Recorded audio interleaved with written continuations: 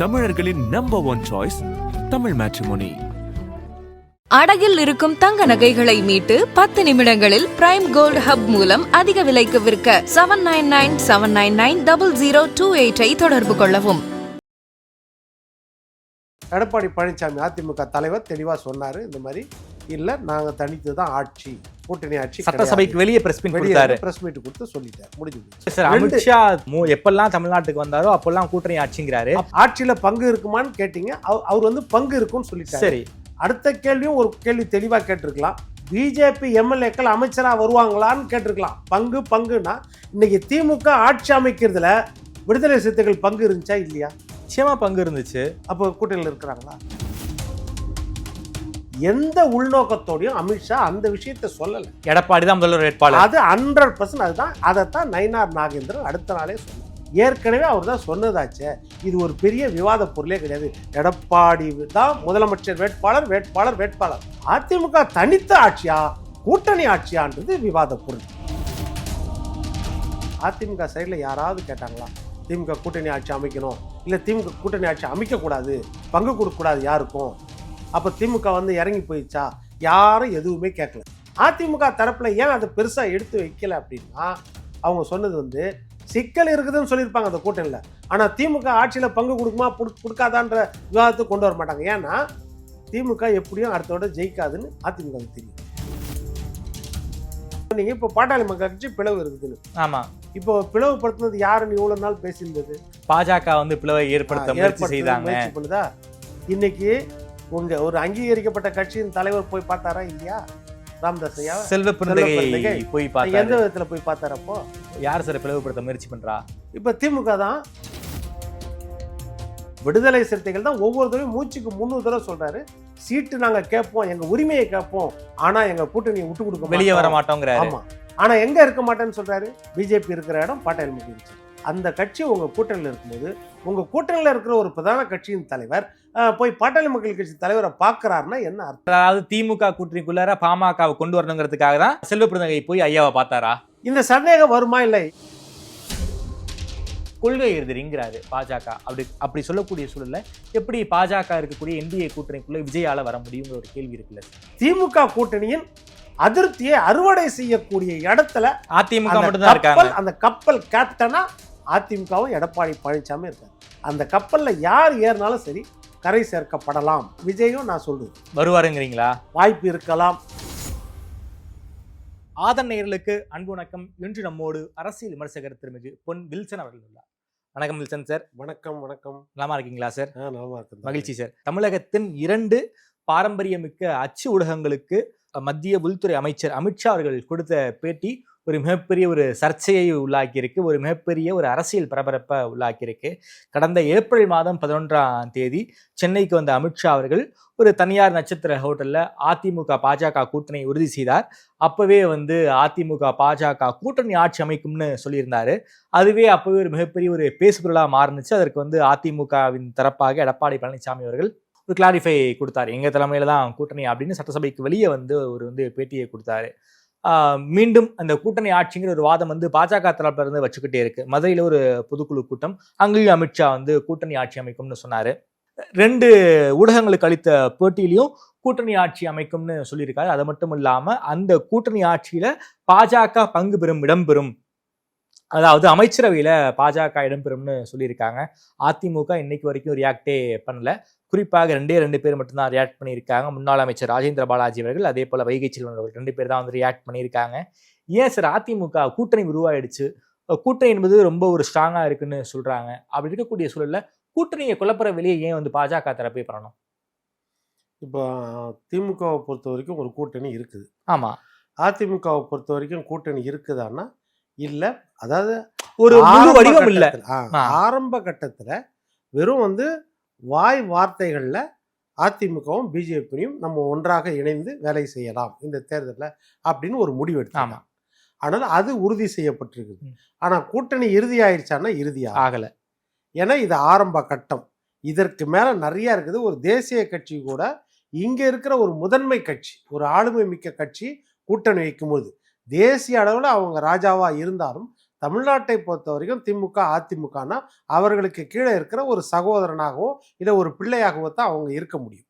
இதுதான் கடந்த கால வரலாறு. அப்படிங்கும்போது அவரே போன தடவை ஏப்ரல் 10ஆம் தேதி வந்திருக்கும் போது சொன்னாரு, இந்த மாதிரி அதிமுக தலைமையில தான் இந்த கூட்டணி அமைஞ்சிருக்கிறது, எடப்பாடி தான் முதலமைச்சர் வேட்பாளர்.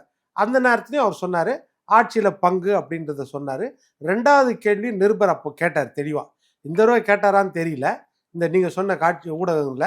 ஆனா அந்த நேரத்துல தெளிவா கேட்டார். என்னன்னு கேட்டார் அப்படின்னா, இந்த மாதிரி அமைச்சரவையில ஒருவேளை அதிமுக வெற்றி பெற்றால் அமைச்சரவையில பிஜேபி இருப்பார்களா, அந்த எம்எல்ஏக்கள் அமைச்சரா இருப்பாரான்னு. நான் திமுக கூட்டணிக்கு தீனி போட விரும்பல, தேர்தலுக்கு பிறகு அது முடிவு பண்ணிக்குவோன்றதான் சொன்னேன். ஆமா, ஆட்சியில பங்கு எந்த விதத்துல பங்குன்றத அவர் தெளிவா சொல்லல அந்த நேரத்துல. அதற்கு பிறகு இதே மாதிரி கேள்வி வந்தோடனே 2 நாள் கழிச்சு எடப்பாடி பழனிசாமி அதிமுக தலைவர் தெளிவா சொன்னாரு, இந்த மாதிரி இல்ல நாங்க தனித்து தான் ஆட்சி, ஆமா கூட்டணி ஆட்சி, சட்டசபைக்கு வெளியே பிரஸ் மீட் கொடுத்து சொல்லிட்டார், முடிஞ்சு போச்சு.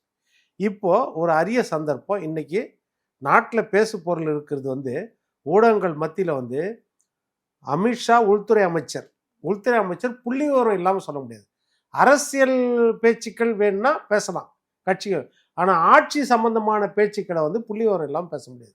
அவர் சொன்ன விஷயத்துல திமுக அரசாங்கம் எந்தெந்த துறையில கொள்ளையடிக்கிறாங்க, எந்தெந்த துறையில ஊழல் பண்ணியிருக்கிறாங்க, புள்ளி விவரத்தோட பட்டியலோட கொடுக்குறாரு. டாஸ்மாக்ல 39,775 எல்காட்ல எந்த அளவுக்கு ஊழல், கனிம வளத்துல எந்த அளவுக்கு ஊழல், மணல் கொள்ளை எந்த அளவுக்கு, எரிசக்தி துறையில எந்த அளவுக்கு ஊழல், எல்லாமே தெளிவா சொல்லியிருக்காரு.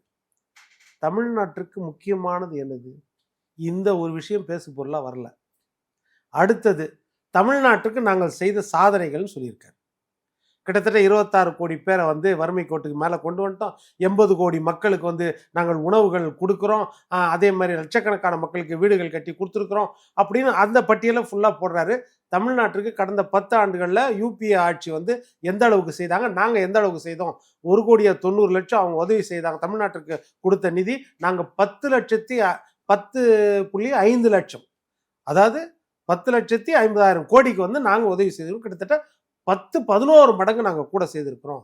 அதே மாதிரி அந்த நேரத்தில் ஏற்றுமதி எந்த அளவுக்கு இருந்துச்சு, இப்போ ஏற்றுமதி 143% அதிகப்படுத்தி இருக்கிறோம் அப்படின்லாம் ஒரு புள்ளிவிவரம் சொல்றாரு. இந்த புள்ளிவிவரம் தமிழ்நாட்டுக்கு ரொம்ப முக்கியத்துவம் கிடையாது. 2வது விஷயம். 3வது, தமிழ்நாட்டில் நிர்வாகம் சரியில்லை, சட்டம் ஒழுங்கு மோசமாக இருக்குது, போதைப்பொருள் கடத்தல் அதிகமாக இருக்குது அப்படின்றதெல்லாம், பெண்கள் பாதுகாப்பு இல்லை அப்படின்றதெல்லாம் எடுத்து சொல்றாரு. இதுவும் நம்மளுக்கு தமிழ்நாட்டுக்கு பெரிய முக்கியத்துவம் கிடையாது. நம்மளுக்கு இப்போ முக்கியம் என்னது? கூட்டணி ஆட்சி சொல்றாரு, அது என்ன செய்யுது? இதுதான் சரி, அதே எடுத்துக்கும். கூட்டணி ஆட்சி சொல்றாரு அப்படின்றது போன தடவை பேசு பொருளா ஆச்சா இல்லையா? அப்போ இந்த தடவை அந்த 2 இல்ல சார், அமித்ஷா எப்பெல்லாம் தமிழ்நாட்டுக்கு வந்தாரோ அப்பெல்லாம் கூட்டணி ஆட்சிங்கிறாரு, பேசு பொருள் ஆகுது. இன்னைக்கு 2 ஊடகங்களுக்கு பேட்டி கொடுத்திருக்காரு, அதனால பேசு பொருள் ஆகுது. 2 ஊடகத்திலையும் தாமரை போன்ற நெறியாளர் இல்ல கேள்வி கேட்குது நான் நினைக்கிறேன். அப்படி இல்ல, தமிழகத்தில் கூட்டணி அரசு அமைக்கப்படுமா ஒரு கேள்வி. ஆமா, முக்கியமான கேள்வி கேட்டாங்க. கரெக்ட், நியாயமான கேள்விதான் அது. உடனே அவர் சொல்றாரு, ஆமாம் தமிழகத்தில் கூட்டணி அரசு அமைக்கப்படும், எங்கள் தேசிய ஜனநாயக கூட்டணி நிச்சயம் அரசு அமைக்கும், ஆமா, அதில் பாரதிய ஜனதா கட்சியின் பங்கு பெறும் சொல்லிட்டாரு, தெளிவா சொல்லிட்டாரு. இதுல தேசிய ஜனநாயக கூட்டணியின் முதலமைச்சர் வேட்பாளர் யார்? அடுத்த கேள்வி எடப்பாடி பழனிசாமி சொல்லிருங்க. இப்ப நீங்க அதுதான் இந்த இடத்துல தான் நான் அதை சொல்ல வரேன். ஓகே, எதுக்காகனா ஆட்சியில பங்கு இருக்குமான்னு கேட்டீங்க, அவர் பங்கு இருக்குன்னு சொல்லிட்டாரு. சரி, அடுத்த கேள்வியும் ஒரு கேள்வி தெளிவா கேட்டிருக்கலாம், பிஜேபி எம்எல்ஏக்கள் அமைச்சரா வருவாங்களான்னு கேட்டிருக்கலாம். பங்குனா இன்னைக்கு திமுக ஆட்சி அமைக்கிறதுல விடுதலை சிறுத்தைகள் பங்கு இருந்துச்சா இல்லையா? அவங்க வெற்றி பெற்று ஆட்சி அமைக்கிறதுல நிச்சயமா பங்கு இருந்துச்சு. அப்போ கூட்டணியில் இருக்கிறாங்களா? அந்த வார்த்தையை தானே சொல்றாரு. சரி, பங்கு தெரியுதா? ஆனா நம்ம ஏத்துக்கிறோம், அவர் ஆட்சியில பங்கு தான் சொல்றாரு, கூட்டணி ஆட்சி தான் சொல்றாரு. ஆனா அதுல இன்னொரு வார்த்தையை தெளிவா கேட்டிருக்கலாமல்ல அந்த நிருபர். எம்எல்ஏக்கள், உங்க எம்எல்ஏக்கள் பிஜேபி மக்கள் அமைச்சர் ஆவாங்களா? தெளிவா சொல்லுங்க. போனதுலையும் இதே மாதிரிதான் நீங்க பேசுனீங்க, கேட்கலாம்ல. உள்துறை அமைச்சர் கேட்கறதுக்கு சுதந்திரம் கிடையாதா? ஏன் கேட்கல அந்த வார்த்தை? அதுக்கு அடுத்தது 2வது வார்த்தை தான் நீங்க கேட்குறீங்க, தேசிய ஜனநாயக கூட்டணி முதலமைச்சர் வேட்பாளர் யார்?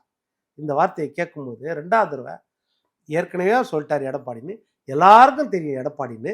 இந்த கேள்வியை ஒரு உள்நோக்கத்தோட கேட்கும்போது அவரும் ஒரு உள்நோக்கத்தோட ஒரு சிலேடையா பதில் சொல்றாரு. என்னன்னு, எங்க சார் தேர்தலில் நாங்கள் அதிமுக தலைமையில தான் ஆட்சி அமைக்கிறோம். அப்ப முதலமைச்சர் எங்க இருந்து வருவாரு? அதிமுக தான் வருவாரு. எடப்பாடின்னு சொல்ல வேண்டியது தானே. இப்ப இதைத்தான் இப்ப நீங்க சொல்லிட்டீங்களா, இருங்க சொல்லிடுறேன். இப்ப அவர் எப்படி நீங்க எடப்பாடி பேரை வந்து அமித்ஷாவுக்கு தெரியாதா? இல்ல சொல்லி முடிச்சிடுறேன். நீங்க வந்து எப்படி எடக்கு முடக்கா ஒரு கேள்வி கேட்டீங்க? முதலமைச்சர் வேட்பாளர் யாருன்னு அந்த கேள்வி அங்க வந்துச்சா? ஆட்சியில பங்கு தான் ஒரு கேள்விக்குறியா இருந்துச்சு. கரெக்டா? கடந்த 2-3 மாசமா எல்லா இடத்துலயும் பேசு பொருளா என்னது? அவர் ஆட்சியில பங்குன்னு சொன்னாரா, அமைச்சர் சொன்னாரா, கூட்டணி ஆட்சின்னு சொன்னாரா, இல்லைன்னா கூட்டணி கமா போட்டு ஆட்சின்னு சொன்னாரா? இந்த கேள்விதான் அத்தனை பேர் மத்தியிலும் இருந்துச்சு. அந்த கேள்வியை நீங்க தெளிவாக்கிட்டீங்க. முதலமைச்சர் வேட்பாளர் யாருன்றதுக்கு கேள்வி இருந்துச்சா?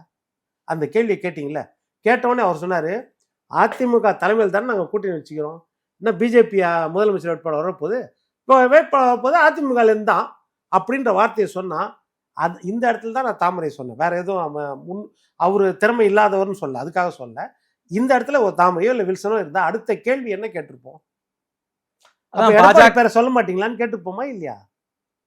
எடப்பாடி கிடையாதான்னு கேட்டிருப்போமா இல்லையா? நிச்சயமா கேட்டிருப்போம். ஏன் அந்த கேள்வி கேட்கல? அந்த கேள்வி ஏன் கேட்கிற நிருபரு? இதுக்கு பதில் சொல்லுங்க. தமிழ்நாட்டின் நலனை கருதி தான் நிருபர்கள் கேள்வி கேட்கறாங்க. தமிழ்நாட்டு அரசியல் கலப்பில்லாம தான் நடுநிலையோட கேள்வி கேட்கறாங்க. அப்ப அந்த கேள்வியை ஏன் கேட்கல?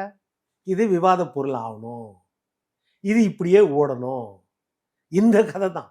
அவரு அமித்ஷா அங்கேருந்து வரவர் ஏதோ ஒரு மனநிலையில நீங்க ஒரு கேள்வி கேட்கும்போது கூட்டணியில என்டிஏவும் பங்கு இருக்குமா, பிஜேபி பங்கு இருக்குமான் போது பங்கு இருக்குதுன்னு சொன்ன பிறகு நீங்க ஒரு எடக்கு முடக்கா அப்ப முதலமைச்சர் வேட்பாளர் யாருன்னு கேட்டா நீங்க என்னன்னா பிஜேபில இருந்து வருவாரான்ற ஒரு கேள்வியா கேட்கறீங்கன்னு நினைச்சிட்டு அவர் பதில் சொல்றாரு. என்னன்னு பதில் சொல்றாரு? எங்க கூட்டணிக்கு தலைமை அதிமுக தான், அப்ப அதிமுக இருந்து முதலமைச்சர் வருவாரு, நீங்க இந்த கேள்வியை கேட்கறீங்கன்ற விதத்துல அவர் பதில் சொல்றாரு.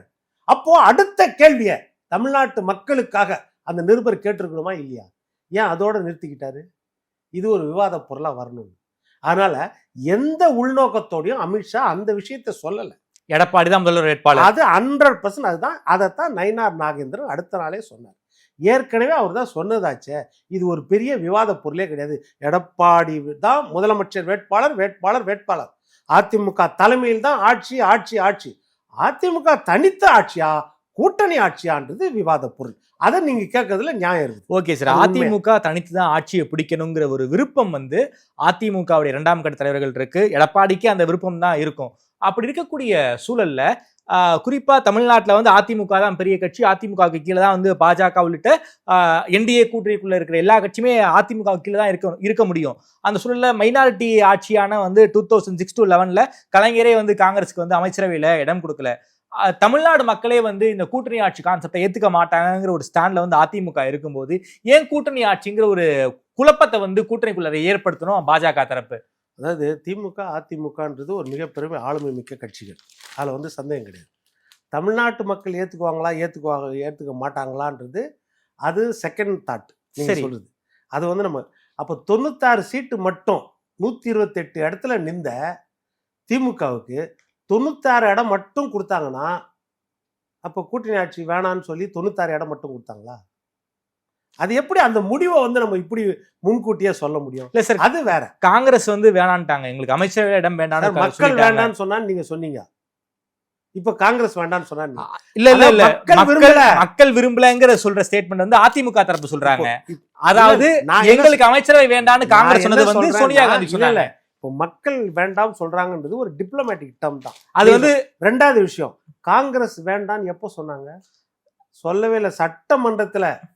சட்டமன்றத்துல காங்கிரஸ் கட்சி தலைவர் எப்போ சுதர்சனம் அவர்கள், காங்கிரஸ் கட்சியின் பொருளாளர், சட்டமன்றத்துல சொல்றாரு, சட்டமன்ற குறிப்பில் இருக்குது, கலைஞர் எதிராக உட்கார வச்சுன்னு சொல்றாரு, நாங்க ஒன்றும் மடம் வச்சுட்டு இல்லை, எங்களுக்கும் ஆசை இருக்குது, நாங்களும் வந்து அமைச்சரவையில் பங்கு கேட்க விரும்புறோம்.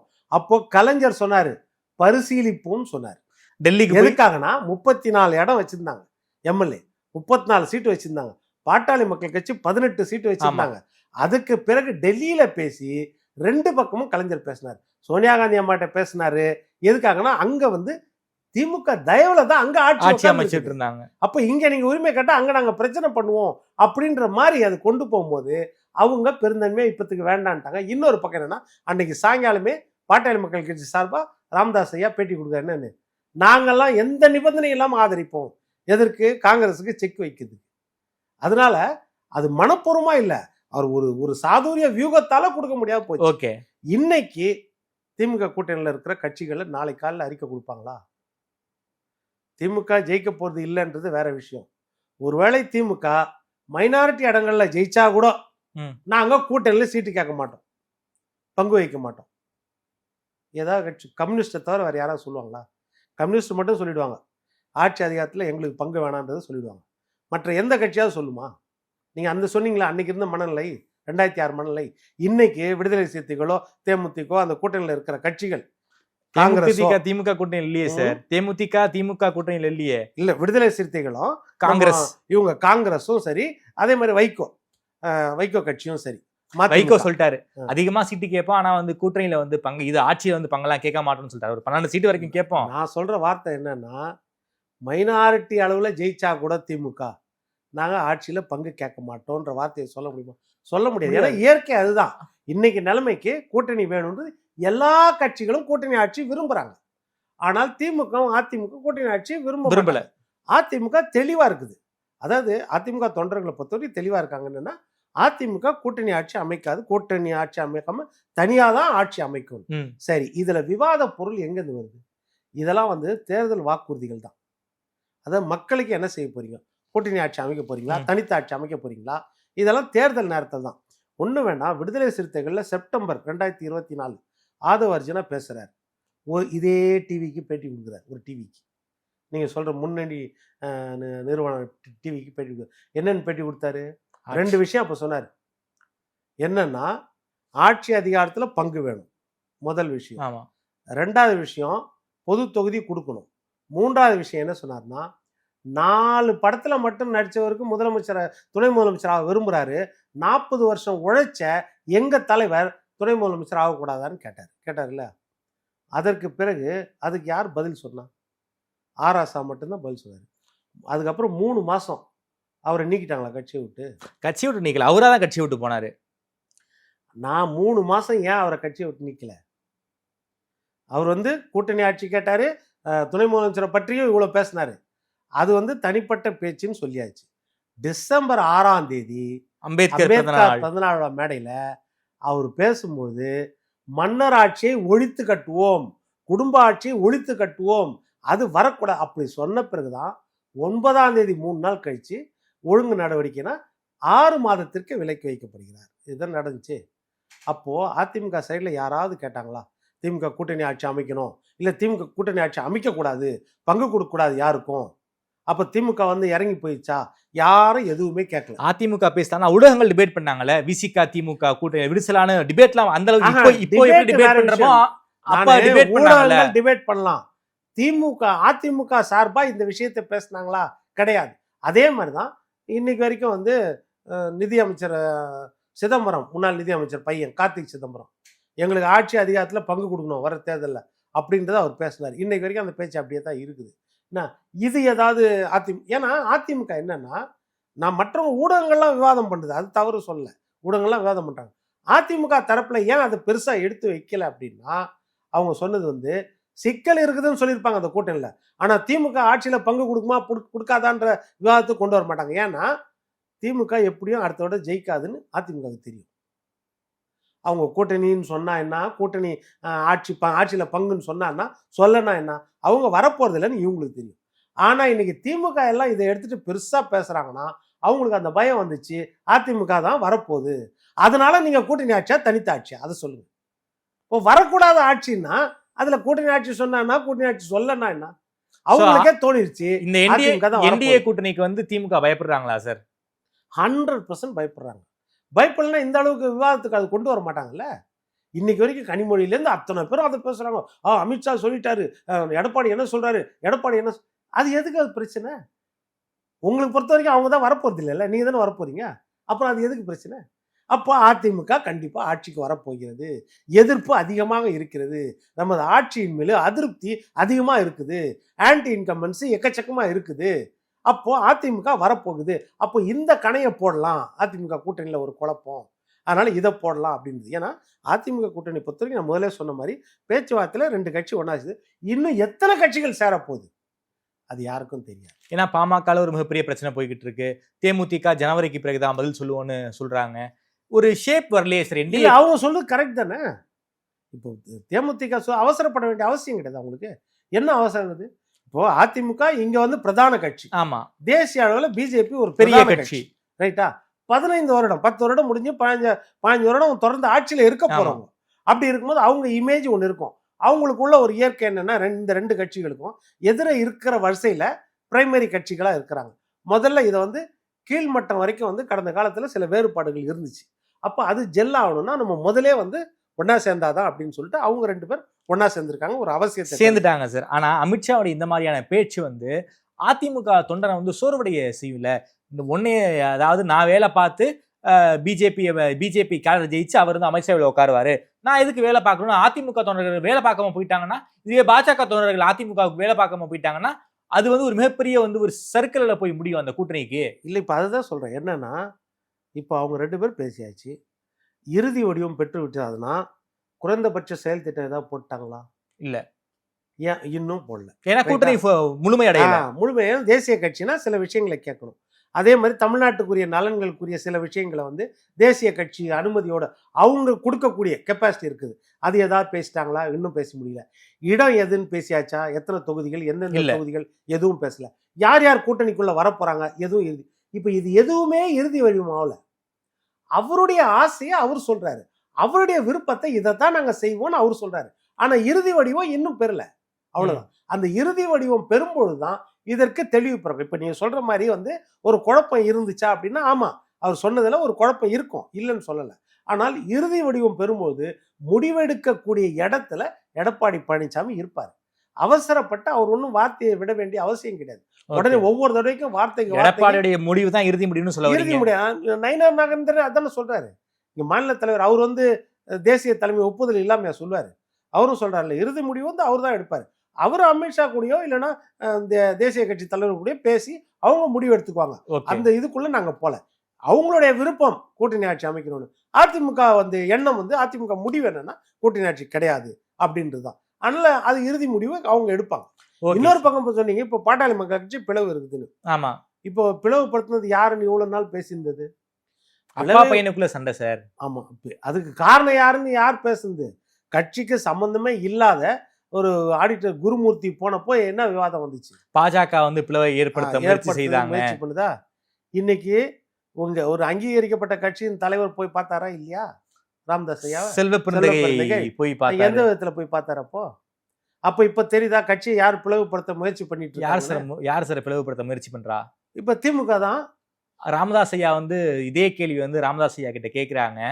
இதுல கடுகளவும் வந்து உண்மையிலேயும் பிரஸ் மீட்லயே போட்டு உடைச்சிட்டாரு. இந்த நடக்கக்கூடிய சண்டைக்கும் திமுகவுக்கும் சம்பந்தமே இல்லைன்னு அவரே சொல்லிட்டாரு, ஐயாவே சொல்லிட்டாரு. பிஜேபியும் இல்லைன்னு சொல்லிட்டாருல்ல. ஆமா, அப்ப அதையும் ஏத்துக்கிறீங்களா? ஏத்துக்கிறேன். எல்லாருமே ஏத்துக்கிறாங்களா? எல்லாருமே ஏத்துக்கிறோம். எல்லாருமே எங்க ஏத்துக்கிறாங்க? இன்னைக்கு வரைக்கும் பிஜேபி இப்படிதான் உடைக்குது, மகாராஷ்டிரால உடைக்குது, அங்க உடைக்குது, இங்க உடைக்குதுன்னு சொல்றாங்களே. ஆனா இப்ப என்னன்னா, பிஜேபி உடைக்குதுன்றதுக்கு எந்த ஆதாரமுமே கிடையாது. தமிழ்நாட்டுல சொல்றீங்க? தமிழ்நாட்டை பொறுத்த சரி, பிஜேபி உடைச்சிருக்கு, பாட்டாளி மக்கள் கூட்டணி உடைச்சதுக்கு எந்த ஆதாரமும் கிடையாது. ஏதாவது ஒரு ஆதாரம் தான். குருமூர்த்தி அவர்கள் கட்சிக்கு சம்பந்தம் இல்லை, அவர் போய் பார்க்குறாரு.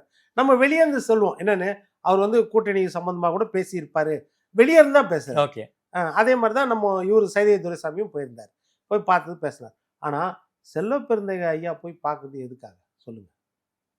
சொல்லுங்க, நீங்களே சொல்லுங்க. ஒரு மூத்த அரசியல் கட்சி தலைவர் அதுக்காக போய் பார்த்திருக்கலாம் இல்லையா? எத்தனை வருஷம் போய் பார்க்கல? இப்போ சண்டை அப்பாவுக்கு 2017 அப்புறம் எத்தனை வருஷம் போய்? இல்ல சார், அப்பாவுக்கு பையனுக்கு சண்டை நடக்குது, போய் பையனை போய் பார்த்தாரா? வயசுல சீனியர், அதனால போய் பார்த்திருக்கலாம். என்ன சார் இப்படியே காரணம் சொல்லிட்டே போனீங்கன்னா என்ன அர்த்தம்? ஒரு 2 பேருக்குள்ள ஒரு பிரச்சனைனா 2 பேரையும் போய் பார்த்தா நடுநிலைமைன்னு அர்த்தம். ஒருத்தரை மட்டும் பார்த்துட்டு வந்தா சதி இருக்கா? அடுத்தது என்ன சொல்றேன், இன்னொன்னு அவங்க அப்படியே எதிர் இன்னொரு பக்கம் சொல்றேன் சார். விட்டா திமுக தலைமை சொல்லிதான் செல்வ பிறந்தகை போய் பார்த்தா.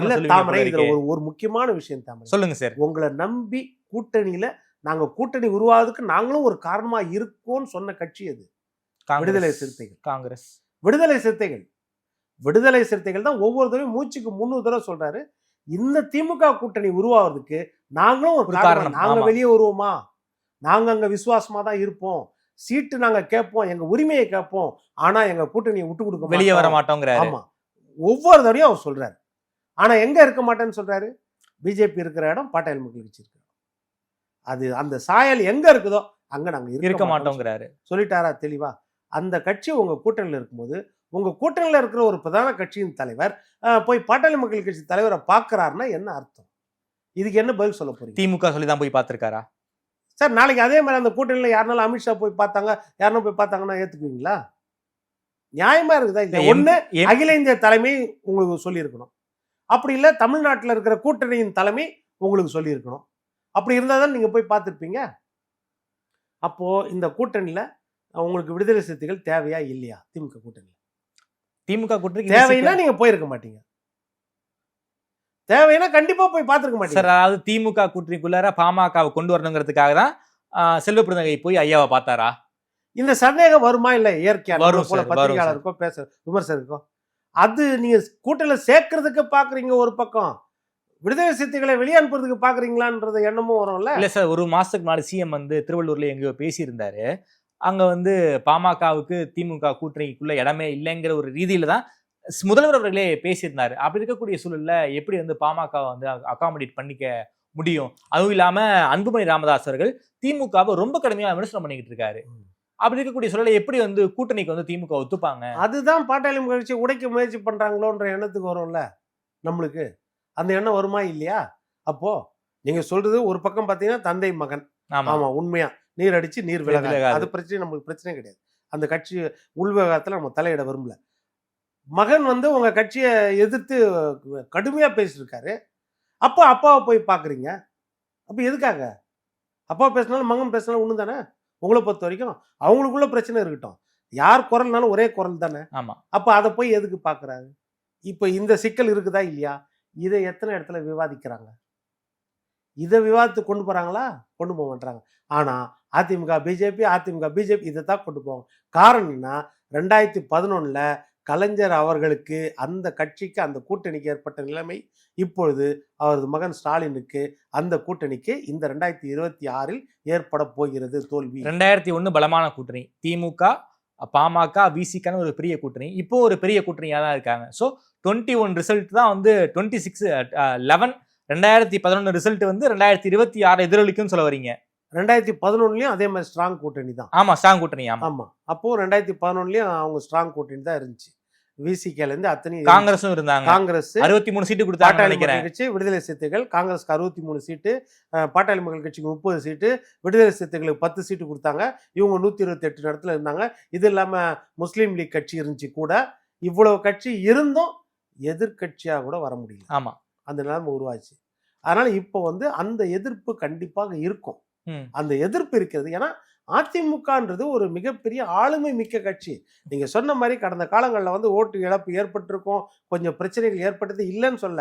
அதை மீட்டெடுக்கிறது ஈஸியா மீட்டு எடுத்துருவாங்க. இதே தான் 96ல அதிமுகவுக்கு எவ்வளவு சீட்டு? 234 4 இடத்துல ஜெயிச்சாங்க. ஜெயலலிதா அவர்களே தோத்து போனாங்க. ஆமா, யார் கூட கூட்டணி? காங்கிரஸ் கூட கூட்டணி, தோத்தாங்க. ஆமா, அந்த நேரத்துல எவ்வளவு ஓட்டு சதவீதம் தெரியுமா? 27% தான் ஓட்டு. 27%. இந்த தடவை பாத்தீங்கன்னா கிட்டத்தட்ட 37%, 40%. 2021 கூட்டணியை 40% வாங்கினாங்க. 2 பேருக்கு வித்தியாசம் வந்து 37%, 33%. திமுக தனியா 37%, அதிமுக தனியா 33%. 4% தான் குறைஞ்சது. ஓட்டுன்னு பார்த்தா 1,74,00,000 திமுக வாங்கினது தனியா. அதிமுக வந்து 1,34,00,000, கிட்டத்தட்ட 20 லட்சம் ஓட்டு தான் வித்தியாசம் 2 பேருக்கும். அதனால அந்த நிலைமை வந்து திமுகவுக்கு தெரியும். அதனால கூட்டணிய சார், அதாவது என்டிஏ கூட்டணி ஒரு முழு வடிவத்துக்கு வந்துடக்கூடாது அப்படிங்கிறதுக்காக திமுக வந்து இப்படி வந்து ஒரு வேலையை பண்றாங்களா? நம்ம பண்ணுவாங்க. ஏன்னா அது இயற்கை தானே. அரசியல் எந்த கட்சினாலும் பண்ணதான் செய்யும். ஆனா அவங்க வந்து இது முயற்சி லீகலா பண்ற முயற்சி தான். நம்ம இல்லீகலா பண்றதுன்னா தவறு சொல்லலாம்.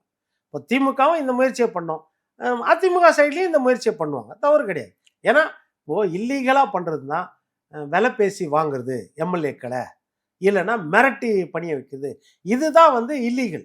மற்றபடி அரசியல் கட்சிகள் எதிரணியை வீக் பண்றதுக்கோ தன்னை ஸ்ட்ராங் படுத்துறதுக்கோ எல்லா வியூகமும் வகுக்க தான் செய்வாங்க. கிடைக்கிற வாய்ப்பை பயன்படுத்த தான் செய்வாங்க. அதுல வந்து நீங்க பிஜேபியை மட்டும் நம்ம குற்றம் சொல்லி பிரயோஜனம் கிடையாது. எல்லா கட்சியும் அந்த மாதிரி தான் இருக்குதுன்றதுக்காக நான் சொல்ல. Okay sir. அதே போல இந்த தேர்தலை பொறுத்த வரைக்கும் விஜய் ஒரு முக்கியமான ஃபேக்டரா இருப்பாரு. விஜயை பத்தியுமே கேள்வி கேட்கிறாங்க. விஜய் உங்க கூட்டணிக்குள்ள வருவாங்களான்னு ஒரு கேள்வி கேட்கிறாங்க. தேர்தலுக்கு இன்னும் நாள் இருக்கு. தேர்தல் நெருக்கத்துல உங்களுக்கு தெரிய வரும்னு சொல்றாரு. என்ன சார், விஜய் வந்து எப்படி வந்து பாஜக கூட்டணியோட ஐக்கியப்படுத்திக் கொள்ள முடியும்? கொள்கை எதிரிங்கிறாரு பாஜக. அப்படி சொல்லக்கூடிய சூழல்ல எப்படி பாஜக இருக்கக்கூடிய என்டிஏ கூட்டணிக்குள்ள விஜயால வர முடியுங்கிற ஒரு கேள்வி இருக்குல்ல சார். விஜய்க்கு நல்ல பிரகாசமான எதிர்காலம் இருக்குது. சரி, அதுல மாற்று கருத்தே கிடையாது. அரசியல்ல சொல்றீங்களா, சினிமாவில் சொல்றீங்களா? அரசியல்ல, சினிமாவை விட்டுருங்க. சினிமால அவர் தான் உச்சத்துல இருந்துட்டாரு, அவ்வளவுதான். இனி அவர் விருப்பம் தான், அவர் வெளியே வர்றதோ இல்லைன்னா தொடர்றதோ அவர் விருப்பம். அவர் நான் தொடர போறது இல்லைன்றதும் சொல்லிட்டாரு. அரசியல்ல ஒரு மிகப்பெரிய எதிர்காலம் இருக்கிறது. சரி, அதுல மாற்று கருத்தே கிடையாது அவருக்கு. என்ன, உச்சாணி கொம்பை தொடக்கூடிய வாய்ப்பும் அவருக்கு இருக்குது, இல்லைன்னு சொல்லவே முடியாது. ஆனா அதுல 2 விஷயம் கன்சிடர் பண்ண. நீங்க அது எப்போ சாத்தியப்படும், எவ்வளவு காலம் கழிச்சு சாத்தியப்படும், இது ஒண்ணு. 2வது அவருடைய செயல்பாடுகள், கள செயல்பாடு. இந்த 2 ரொம்ப முக்கியம். ஓகே, விஜய் இந்த 2 விஷயத்துல தான். ஏன்னா ஏற்ற இறக்கங்கள் ஏற்படதான் செய்யும். எவ்வளவு காலம் அவர் பொறுத்திருக்கணும் உச்சாணி கொம்புக்கு வருதுக்கு அப்படின்றதுக்கும் அவர் வந்து கால நிர்ணயம் பண்ணிட்டு அது வரைக்கும் உழைக்கணும். அடுத்தது இப்போ இந்த தேர்தலுக்கு எப்போ களத்துல வரப்போறாரு, களத்துல வந்து எந்த அளவுக்கு போராட போறாரு, எல்லா விஷயத்திலையும் அது இருக்குது. அப்படி இருக்கும்போது இந்த தேர்தல்ல அவருக்கு வந்து பிரகாசமான வாய்ப்பு இருக்குமானா அது ஒரு கேள்விக்குறியா தான் இருக்குது. ஏன்னா திமுகவை பொறுத்த வரைக்கும், அதிமுகவை பொறுத்த வரைக்கும் குறைந்தபட்சம் 30-35% மேல வச்சிருப்பாங்க. ஓட் பேங்க் சொல்றீங்க? கண்டிப்பா ஓட் பேங்க் 30-35% மேலதான் வச்சிருப்பாங்க. 50-55% வரைக்கும் வச்சிருப்பாங்க. 2 கட்சியும் சேர்த்து. 2 கட்சியும் தன் கூட சில கட்சிகளை சேர்த்துக்கோங்க.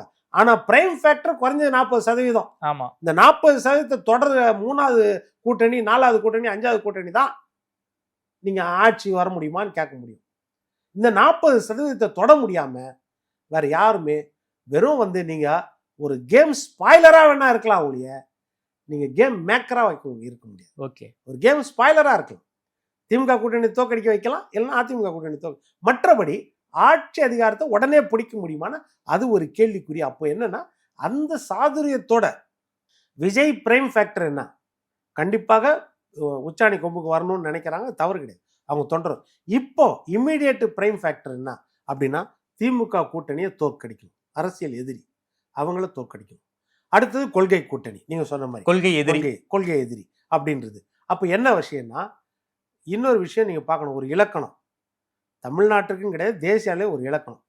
தேர்தல் கூட்டணி என்பது கொள்கை கூட்டணி கிடையாது. இது எல்லாருக்குமே தெரியும். ஒரு அரசியல் எதிரியை வீழ்த்த வேண்டும் என்றால் முரண்பட்ட கொள்கைகள் உள்ள கட்சி கூட கூட்டணியில இருக்கலாம். இது பேரறிஞர் அண்ணா கற்றுக் கொடுத்த இலக்கணம். இந்திய அளவிலே முதல் வந்து குலத்தொழில் திட்டத்தை கொண்டு வந்து அதற்காக வீரியத்தோடு எதிர்த்து போராடின ராஜாஜி கூடவே கூட்டணி வச்சார், காங்கிரஸ் வீழ்த்துவதற்காக. அப்போ என்னன்னா, கொள்கையில முரண்பாடு உள்ள கட்சிகள் கூட கூட்டணியில இருக்கலாம், ஒரு பொது நோக்கத்திற்காக, அவ்வளவுதான். அந்த பொது நோக்கம் இந்தியா கூட்டணி மாதிரி சொல்றீங்க, மோடியை வீட்டுக்கு அனுப்புகிறதுக்காக எல்லாரும் கூட்டணியா சேர்ந்தாங்க. ஆமா, அது வந்து நிறைவு பெறாத கூட்டணியா இருந்துச்சு. அது நம்ம பெருசா சொல்லணும். தமிழ்நாட்டுல சொல்லணும். இப்ப தமிழ்நாட்டுல திமுக தலைமையில் இருக்கிற கூட்டணி அவங்க எதுக்காக வந்தாங்கன்னா, பாஜக வந்துடக்கூடாதுன்னு இருக்காங்க. ஏன்னா விசிகாக்கு தனி கொள்கை. விசிகா பொறுத்த வரைக்கும் அவங்களுடைய கனவே தலித் முதலமைச்சர் ஆகணும் அப்படின்னு, சனாதனம் கூடாது அப்படின்றதும் அவங்க கொள்கை.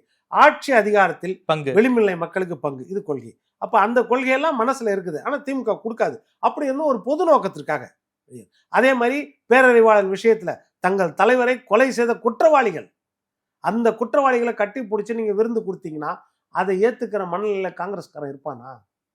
இருக்க மாட்டாங்க. அப்ப அந்த கொள்கை என்னது? கச்சத்தீவு விஷயத்துல கொள்கை என்ன? எமர்ஜென்சி விஷயத்துல கொள்கை என்ன? மூச்சுக்கு 300 தடவை மேடையிலேயே வச்சுட்டு திமுக சொல்லுது, காங்கிரஸை உட்கார வச்சுட்டு, எமர்ஜென்சில எங்களை கொடுமைப்படுத்தினாங்க இந்திரா காந்தி, எங்களை சிறையில் தண்டாங்கன்னு காங்கிரஸ்காரங்க ஒன்றும் பேச முடியல. கச்சத்தீவு விஷயத்துல எடுத்துக்கோங்க, எங்களுக்கு கேட்காமையே அவங்க எங்களை தாரை வாத்திட்டாங்க இந்திரா காந்தி அப்படின்னு சொன்னாங்க நாட்டை. அப்போ அதுலயும் காங்கிரஸ், அப்போ கொள்கை வேறையா இருக்குது. அப்போ பொது நோக்கம் ஒண்ணு. அதாவது இந்த தேர்தலுக்கு கூட்டணி, ஒருத்தரை வீழ்த்துறதுக்காக நாங்கள் கூட்டணி வச்சிருக்கோம், இவங்க கொள்கை வேண்டான்றதுக்காக கூட்டணி வச்சிருக்கோம், அவ்வளவுதான். விடுதலை புலிகள் விஷயத்திலையோ இலங்கை தமிழர் விஷயத்திலையோ எல்லாருக்கும் வேற வேற கருத்து. கம்யூனிஸ்ட் விஷயத்துல தொழிலாளர் பிரச்சனை, சாம்சங் தொழிலாளர் பிரச்சனை, பழைய பென்ஷன் திட்டம், அதே மாதிரி போக்குவரத்து தொழிலாளர் பிரச்சனை, மருத்துவர்கள், செவிலியர்கள், ஆசிரியர்கள், இவங்க எல்லாரையும் அடிச்சு கைது பண்ணி உள்ள வச்சுட்டு வெளியே விடுறீங்க டெய்லி. இப்போ ஆனால் கம்யூனிஸ்டால பேச முடியல, இவ்வளோ பிரச்சனை இருக்குது கம்யூனிஸ்ட்டுக்கு, ஆனாலும் அந்த கூட்டணியில் இருக்கிறாங்கன்னா ஒரு பொது நோக்கத்துக்காக இருக்கும். இப்படி தான் கொள்கையில். அதனால தான் விஜயும் நான் சொல்றது வருவாருங்கிறீங்களா? வாய்ப்பு இருக்கலாம், எப்படின்னு சொல்ல முடியாது. ஆனால் ஒரு பொது நோக்கத்துக்காக அது தேர்தல் நெருங்கும் பொழுது தான் தெரியும். ஓகே, நீங்களும் அமித்ஷா மாதிரியே சொல்றீங்களே. இல்லை, எந்த ஒரு விஷயத்துமே என்னன்னா பிரைம் ஃபேக்டர் வந்து அதிமுக. அதிமுக வந்து திமுக கூட்டணியின் அதிருப்தியை அறுவடை செய்யக்கூடிய இடத்துல அதிமுக மட்டும் தான் இருக்காங்க. அந்த கப்பல் கேப்டனா அதிமுகவும் எடப்பாடி பழனிசாமி இருக்காரு. அந்த கப்பல்ல யார் ஏறினாலும் சரி கரை சேர்க்கப்படலாம் அப்படின்ற எண்ணம் இப்ப இருக்குது. ஓகே சார், நன்றி சார். தமிழ்நாடு அரசியல் தொடர்பான பல்வேறு கேள்விகளுக்கு ரொம்ப பதில் சொல்லியிருக்கீங்க. குறிப்பாக அமித்ஷா பேட்டி ஒரு சர்ச்சை கிளப்பி இருக்கு. அமித்ஷா பேட்டியில வந்து இந்தந்த விஷயங்களை தான் வந்து பெருசுபடுத்தி இருக்கணும். இந்த என்டிஏ கவர்மெண்ட் தமிழ்நாட்டுக்கு என்ன பண்ணியிருக்காங்க, யூபிஏ செஞ்சதை விட அதிகமா பண்ணியிருக்கோம், தமிழ்நாட்டில் இருக்கக்கூடிய பிரச்சனையை பத்தி ரொம்ப டீட்டெயிலாக வந்து அமித்ஷா பேசியிருக்காரு. அதை பத்தியெல்லாம் வந்து டிபேட் பண்ணாம கூட்டணியை பத்தி டிபேட் பண்ணிருக்கீங்க, ஊடகங்கள் மேல வந்து படியே போட்டிருக்கீங்க. தமிழ்நாடு அரசியல் தொடர்பான பல்வேறு கேள்விகளுக்கு உங்க பார்வை வந்து பதிலாக வச்சிருக்கீங்க. நேரில் குறித்து பேசியமைக்கு நன்றி. நன்றி.